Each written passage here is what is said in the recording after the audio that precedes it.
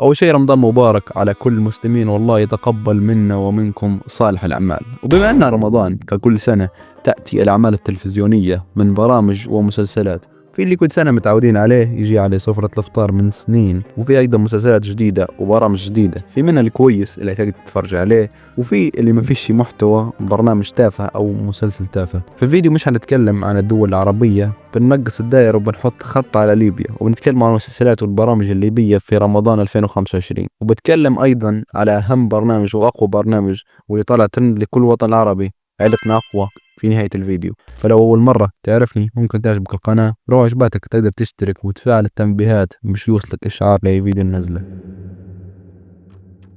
أولا خلينا نتكلم عن المسلسل اللي متعودين عليه من 6 سنين، شط الحرية. خلينا نقول لكم الحق إني ما نتفرجش على شط الحرية، نتفرج شوي لقطات لما نشوفها على التلفزيون، لكن ما تفرجش عليه بالحلقة هيك. ولكن بما إني مداير هذا الفيديو فتفرجت عليه في رمضان هذا، وخذيت آراء وحدين كانوا يتفرجوا عليه في السنين اللي فاتوا، وخذيت رأيهم عن الموسم هذا. المهم في جزء كان ناقص بعدم وجود الممثلين خالد بريف وعادل بوشهبة اللي داروا مسلسل براحهم نتكلم عنه بعدين. والصراحة شخصياتهم سوا خالد بريف بشخصية مراجع وعادل بوشهبة بشخصية الحول كان لهم طعم في المسلسل بالكوميديا والضحك، والناس كانوا متعودين عليهم، فجزء بدونهم كان ما فيش يبنى زي قبل. ولكن الصراحة قاعد فيه الطابع الكوميدي المعروف به، مع انه كل سنة كان يقولوا انه خلاص وما عادش يضحك وبيبرد، لكن كل سنة يفاجئنا بأنه قاعد فيه الطابع الكوميدي. وهذا الشيء يرجع فضله للمؤلف فتحي القابسي والمخرج علي العروشي، ويستاهلوا كل خير على هذه الاستمرارية. برنامج تحدي القراء شبه برنامج فاميلي فيود لستيف هارفي، وفي فقرات تشبه برنامج تحدي 30 لمساعد الفوزان، لكن نظام الأسئلة في القرآن وعلوم القرآن والسيرة النبوية، وتأتي فرق من مناطق مختلفة من ليبيا ويتنافسوا على جوائز البرنامج. فكرته جميلة إنهم يخلوا برنامج مشهور في الأسئلة العامة والأسئلة الغريبة زي اللي في فاميلي فيود إلى أسئلة دينية مفيدة. وأنا شايف الفكرة هذه في برنامج بسيط في اليوتيوب اسمه برنامج الماهر، حتى هو كان كويس ولكن أبسط أكيد من تحدي القراء اللي في استوديو احترافي وكاميرات وجمهور. فالصراحة برنامج جميل ويستاهل المشاهدة والدعم في هذا الشهر الكريم. مسلسل النجدين بطولة أصيل بحير وأخوه وشوية ممثلين تانيين. السنة دي ما تفرجت عليه، ولكن السنة اللي فاتت كان قوي وتفرجت عليه أكتر من مرة. كانت فكرته كويسة والقصة قوية ومرتبطة في بعضها بشكل كويس، وأيضا حتى اللقطات اللي نلاقي فيهم لهذا الجزء متاع السنة هذه كويس الصراحة، وأكيد راح نتفرج عليه. ولو كان كويس ممكن ندير عليه فيديو. حتى لقيت فيه تويكس في واحدة من الحلقات، تويكس مغني الراب قوي يمثل في النجدين، والله ماني عارف، لكن شفت تويكس في لقطة من المسلسل وكانت شيء غريب وسمح الحق. فالمهم ما تفرجت عليه النجدين هذه السنة، مش حنعطيكم رأي عنه أو أي شيء لأني ما شفتاش، ولكن من الواضح إنه كويس. مسلسل كتيب عائلة بطولة كيف ما قلنا مبكري، عادل بوشهبة وخالد بريك، بما انهم طلعوا من شط الحرية داروا هذا المسلسل اللي اسمه كتيب عائلة. مسلسل يخلط بين الكوميديا والدراما القوية، ما يكذبش عليكم ونقول لكم نتفرج عليه. شفت منه بس حلقة وشوي لقطات، لكن لاحظت ان كل التعليقات عن المسلسل ايجابيه، زي التعليق اللي يقول المسلسل مهضوم وشكله فعلا جو مليح، بها يسعفتونا ببرنامج ليبي يقصر علينا غربتنا. صراحه قصه حلوه وواقع نعيشوه، ابداع وخف الدم مش طبيعيه. كنت متمنيه ان حتى بلا شط الحريه يمثلوا كل ابطاله في مسلسل جديد مع بعضهم، مش قاعده شط الحريه يقعد 10 اجزاء بس. ندعم انهم يجربوا نوع جديد في التمثيل. اتفق مع التعليق الاخير في نقطه انهم مش ضروري يجندوا مسلسل واحد، بل يجربوا انواع مختلفه من المسلسلات. وايضا ما شفتش صفحه قالت هذا المسلسل فيه كذا وكذا، لقطات مخله او كوميديا زايده، بالعكس كوميديا نظيفه، دراما نظيفه، ومسلسل كويس.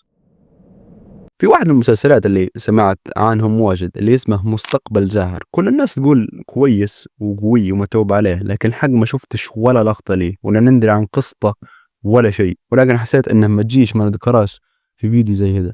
واخيرا نوصل البرنامج الاكثر ضجه اللي طالع ترند في كل مكان، وصل الخليج ومصر ودول المغرب العربي كلهم، برنامج عائلتنا اقوى، تقديم إكرام القمودي والشيف رضا العالم. وفي واحد ثالث تحس فيه مظلوم شوي اللي هو الشيف علي الشاوش، حتى نذكروه معنا اليوم لأن في كل حلقة يزين في الصواني وينظم في الأكلات اللي تو نوصلوا فيهم بعدين. المهم هذا البرنامج انعرف السنتين أو الثلاثة اللي فاتوا، دار ضجة كبيرة في مواقع التواصل الاجتماعي، في اللي يقول برنامج قوي وسمح، وفي اللي يقول برنامج تافه. ولكن اليوم بجاوبوا على السؤال اللي هو هل عائلتنا أقوى برنامج تافه أو يستاهل المشاهدة. أولا فكرة البرنامج كويسة على الورق، برنامج طبخ فيه 4 عائلات يتنافسوا باش يفوزوا باللقب والجائزة المالية، ولكن هل تطبيق الفكرة كان كويس؟ الصراحة البرنامج من ناحية استوديو وتصوير وكاميرات يعتبر برنامج قوي، وأيضا من ناحية مونتاج وتقديم، وحتى من ناحية المحتوى داخل البرنامج زي المشاكل والغش بين المتسابقات، وهذه الأشياء اللي يبيها البرنامج. لهذا السبب تلقى مرة مقدمة البرنامج إكرام تحاول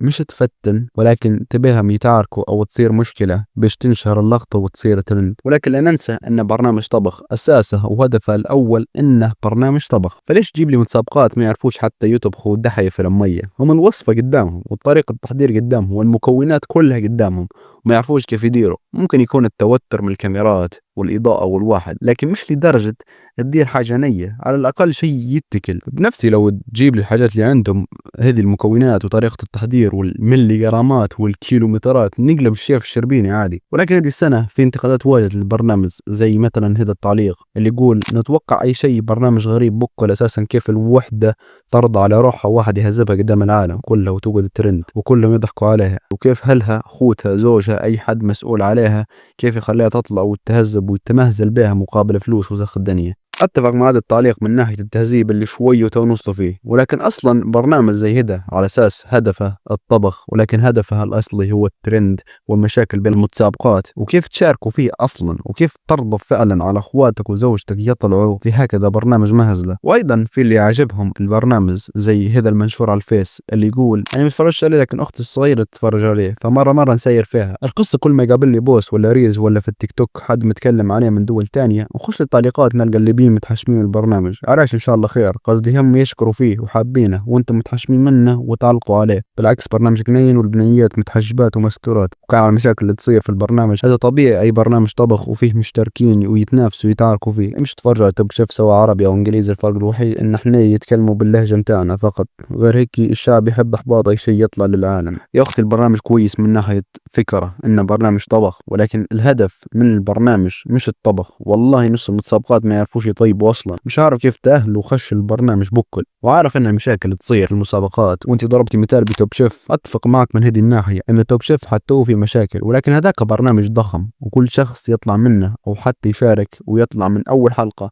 مع سنين تلقاه شيف كبير. وانا عارف في مواقع التواصل الجمهور الليبي ما عجباش اي حاجه، ولكن في برامج ومسلسلات عندهم هدف وقصه وما فيش حد من المجتمع الليبي انتقدهم. وشيء اللي نبي نتكلم عليه من بكري هو الشيف رضا العالم اللي مداير لي روحه جولدن رامزي، وقلد فيه في طريقه انتقاده اللي ما تعرفش حتى شن لازمتهم، وبعد ما يهزبك ويمسح فيك الوطاء يقول لك انا نبي ننصحك. برو جيت اوف، انت في لقطات اصلا مش عارف روحك ليش تنتقد، اسلوبك ابدا مش اسلوب نصيحه. زي مثلا هذه اللقطه. وعليكم السلام. نعم صح. نعم صحيح. سمعتك. لا انا مش عارف شنو قلتي، بكتب قلت تقولي لك حاجه. لا إيه؟ قولي انا عادي. قالت انت بتدير مشكله، لو قدامك بنات في عمر بناتك ممكن تتحشم حتى على شعرتين الشيب اللي في لحيتك. واخر شيء هلا عيلتنا اقوى يستاهل المشاهده. الصراحه يعني نتفرج عليه كل حلقه. صح ممكن تفكر اني متناقض اني في ذا الفيديو ننتقد البرنامج ولكن نفس الوقت نتفرج عليه. الصراحة برنامج فيه ضحك، والمشاكل اللي ما تجيش تطلع للأسف أنا نسمح فيها ما ضحكة وتضحك فيا، لأني ممكن إني نتابع بس الأشياء التافهة. المهم هذا الفيديو خفيف عن الأعمال الرمضانية اللي بيه هذه السنة، ولتنا أقوى بشكل خاص. إن شاء الله كان فيديو خفيف عليكم. لو عجبكم المحتوى نشركم للفيديو يفيدني سواء في جروبات أو بين أصحابكم أو في أي مكان. وشكرا على حسن الاستماع والسلام عليكم.